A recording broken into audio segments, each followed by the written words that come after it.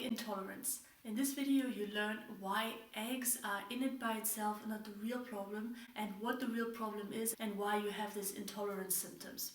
My name is Peggy from PeggySherman.com. I warmly welcome you to Gut Feelings, the channel to support you to become your own health expert so you have all the energy you need to enjoy life to the fullest and to have a positive impact on the world. I'm excited. In this video we're going to talk about eggs and egg intolerance. We'll learn why eggs are in it by itself not the problem and what's really causing this digestive discomfort, stomach pain, nausea, vomiting, whatever you experience, or skin problems like rashes, hives, eczema, and even problems to breathe. Wheezing, having a congested nose, having a running nose, and feeling low in energy, feeling tired, having brain fog, can't really focus and concentrate clearly. These are some common symptoms that people experience with egg intolerance. So now, what's the problem with eggs? Actually, they are not the real problem. Neither are eggs nor other common intolerance foods like dairy, gluten or nuts. Now, as a disclaimer, I have to say there is a big difference between an intolerance and an anaphylactic shock.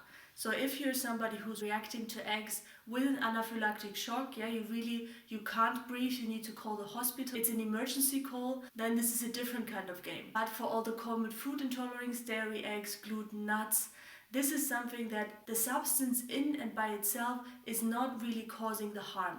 If you just think a few hundred years back, people were eating all of these stuff. They were eating pork, they were eating meat. Things like intolerances and allergies were very uncommon yet. So people didn't get sick from eating eggs or dairy or something like that. And nowadays, if we go in the supermarket, there's the gluten-free area, there's the dairy-free area, then you get all these options with soy milk and gluten-free flour and stuff like that. So we're really adapting more and more to people who are intolerant to certain foods. Well, the thing is that most of us living on planet Earth right now don't really do well with eggs. Some of us know it because we have strong symptoms, but most of us actually don't really get the symptoms straight away, but maybe a week or even 2 weeks later. So we might not even feel a connection between eating eggs and having discomfort. Now, are you ready for the big secret? So eggs, dairy, gluten are not the problem. Because what the real problem is, there are certain foods that we eat on a daily basis that are feeding pathogens that we have in our system. So we have good gut bacteria, but we also have a lot of bad bacteria, and we have viruses that often are from generations ago that we got through birth or then through early infection in childhood, like for example Streptococcus, which grows more resistant with every antibiotic use that we have, or even if we eat food that contains residues of antibiotics, for example pork, then we also strengthen the strep variety or other bacteria that we have in our system. So here's the deal. These pathogens, like bacteria and viruses, they actually feed off certain foods. They need food like we do, and they also excrete waste matter. So if you studied biology and you think a virus don't eat, this is time to change your mind, because they actually do. We just haven't discovered and proven that yet. So what happens now if you eat an egg and, for example, you have Streptococcus? Streptococcus is typical for acne, for kinds of allergies, SIBO, very important one. So if you eat an egg right now, what happens there is as soon as your body starts absorbing the egg through the digestive tract, the viruses and the bacteria, here strep, gets fed, and then of course, like every organism, what goes in, something needs to go out, and this is the real problem. The problem is not the egg, the problem is what comes out of the bacteria. So imagine whenever you eat an egg, you don't really feed your body, you feed your pathogens in your body. If you keep that in mind, certain things will become very unattractive for you, especially if you feel when leaving them out you have less symptoms. So once the bacteria is fed, and what comes out there is highly toxic for our body. There are certain kinds of toxins that come from pathogens, for example neurotoxins, that are responsible for this kind of brain foggy feeling. Sometimes people, when they eat gluten, they feel like, they're kind of in a dream and they can't really focus. Sometimes this happens with eggs too. There are neurotoxins and there are also dermatoxins. Dermatoxins are basically destroying our skin. That's why people have acne, that's why people have eczema. That's why if you eat an egg, an hour later, a day later, you become hives, you become rashes. that's responsible for that. It's not the egg in and by itself, it's the toxins that the pathogens produce that you fed through the egg.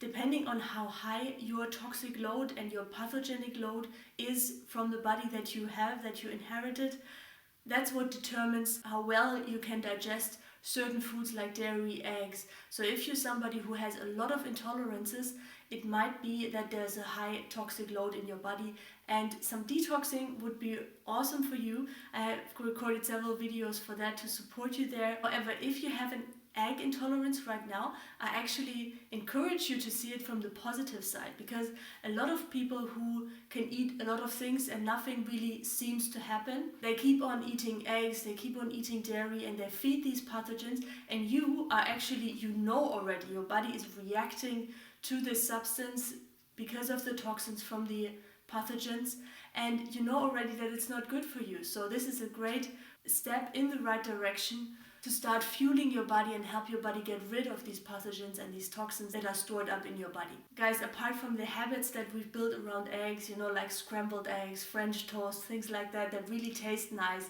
I completely agree with you. Eggs are just not good for anybody these days. Yeah, 200 years ago, different kind of game, because it's not the egg that is the problem. But right now, if you don't eat eggs, you just do your body a favor, even if you don't have any symptoms yet. One last note before we end. Once you have eaten an egg, it's actually able to feed these pathogens, these bacteria, Streptococcus, Epstein-Barr, whatever you have in your system, often it's a mix, that feeds this for up to 14 days. These toxins are also spreading over the lymph depending on where the pathogens are in your body. Liver is a typical one, digestive tract, lymph system. Just to keep that in mind, if you think, oh, I'm eating an egg, especially for SIBO sufferers, they often get still recommended eggs, which is just the worst thing you can do. Yeah, because they don't have any symptoms while they eat the egg, because there's nothing to irritate the gut while you eat the egg, but then you have symptoms over the next 2 weeks. And often there's no perceived correlation between these two events, between eating the egg and having symptoms. Guys, thank you so much for watching. I'd love to hear from you. What is your experience with eggs? Let me know in the comments below. What's your journey there? What have you learned? Share your knowledge so others can learn from you as well.